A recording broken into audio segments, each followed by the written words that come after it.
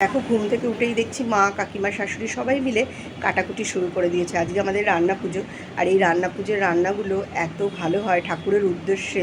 17 রকমের ভাজা হয়, ইলিশ মাছ হয়, সত্যিই খুব ভালো লাগে। যতই অসুবিধা থাকুক না কেন, এই রান্না পুজোয় আমরা অবশ্যই আসার চেষ্টা করি।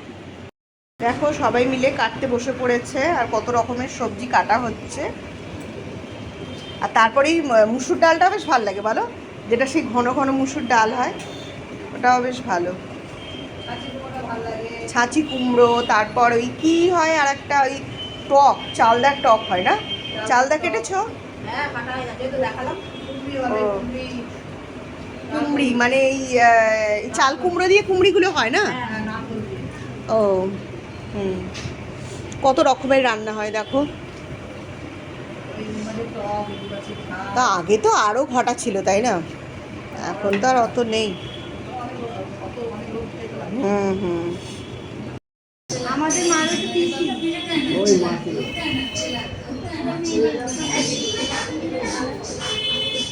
বড় বোনের বাড়ি গেল। রান্না শুরু হয়ে গেল? হ্যাঁ। একদিকে কি বসেছে? এটা চাল, এবার ডাল বসাবো। চালটা হচ্ছে, আর ওদিকে ডাল বসাবো। হ্যাঁ, কুমড়িটা শেষ হয়ে গেছে।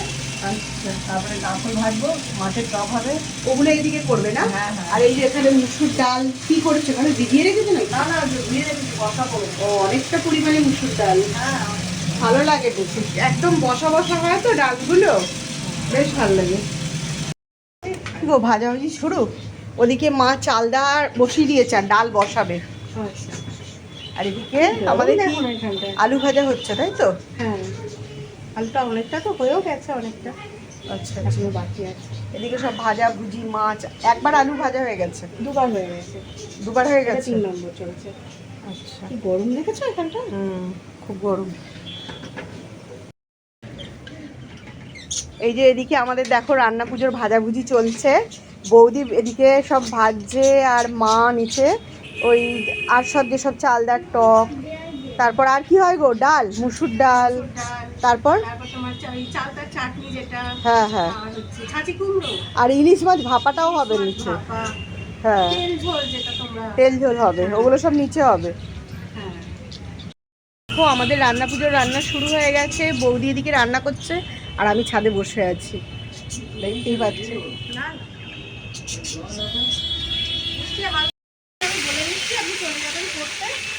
আর ওটা একটু কস্টলি, ওটা প্রায় 15-20 হাজার টাকা টেক্সটাইল লাগবে। এবার হচ্ছে আরেকবার এই আলুটা ভাজলেই হয়ে যাবে না? আরেকবার আরেকবার আছে? ও বাবা এসছে, বাবা দেখতে এসছে। হয়ে গেছে তাই তো? এবার বেগুন ভাজা হচ্ছে।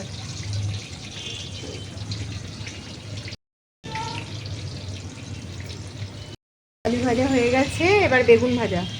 বেগুন কি এটাই আছে? হ্যাঁ, আলুটাই অনেকটা, আলুটা প্রায় 10 কিলোর মতো, অনেকটা। ভাজা চলছে ইলিশ মাছ।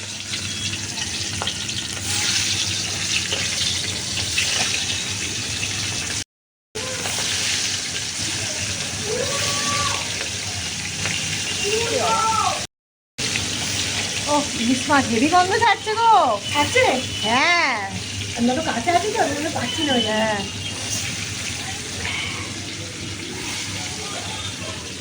ওখানে আছে তা কোনো কাজ। রান্না পুজোয় ইলিশ মাছ ভাজা একবার দিলে না ভাজতে, আর ওটা ভাজা হয়ে গেছে। হ্যাঁ হ্যাঁ, রান্না করতে কি অসুবিধা হচ্ছে বলো, কারেন্টটা চলে গিয়ে মুশকিল হয়ে গেছে।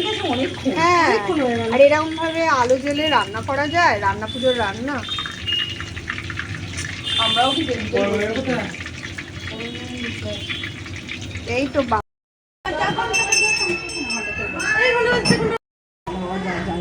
দেখি দেখি দেখি মা, কালকে সব সাজিয়ে দেবো আর কি। মাছ ভাজা নেই, ভাজা দিতে পারছো?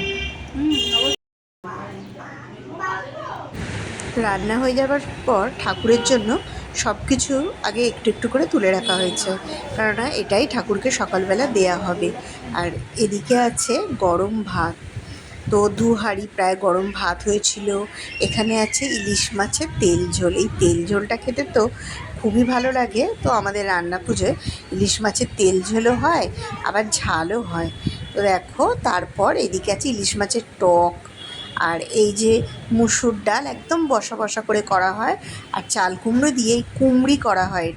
এটা খেতেও খুব ভাল লাগে। তো দেখো, রান্না হয়ে গেছে, এবার সবাইকে খেতে দিতে হবে।